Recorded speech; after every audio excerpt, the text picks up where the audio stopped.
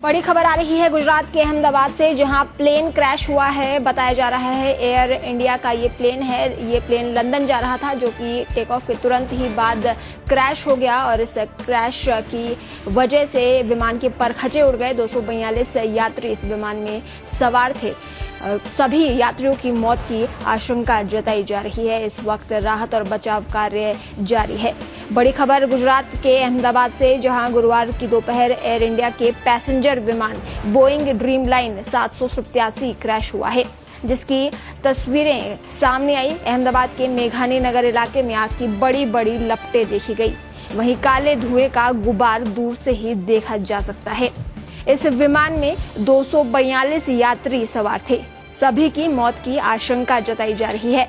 ये dream liner Boeing 787 London के लिए उड़ान भर रहा था। अहमदाबाद के सरदार वल्लभ भाई पटेल इंटरनेशनल एयरपोर्ट से टेक ऑफ करते समय ही आसपास की इमारत या दीवार से टकराने से ये प्लेन क्रैश हो गया।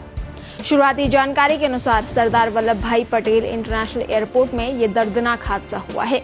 माना जा रहा है कि एयरपोर्ट की बाउंड्री से लगकर ये विमान दुर्घटनाग्रस्त हुआ है। शुरुआती तस्वीरें जो सामने आई उसमें देखा गया कि विमान के परखचे उड़ गए। राहत और बचाव कार्य मौके पर जारी है। विमान का एक विंग टूटकर गिरा हुआ है। दमकल कर्मी पानी की बौछारें कर आग पर काबू पाने की कोशिशें कर रहे हैं।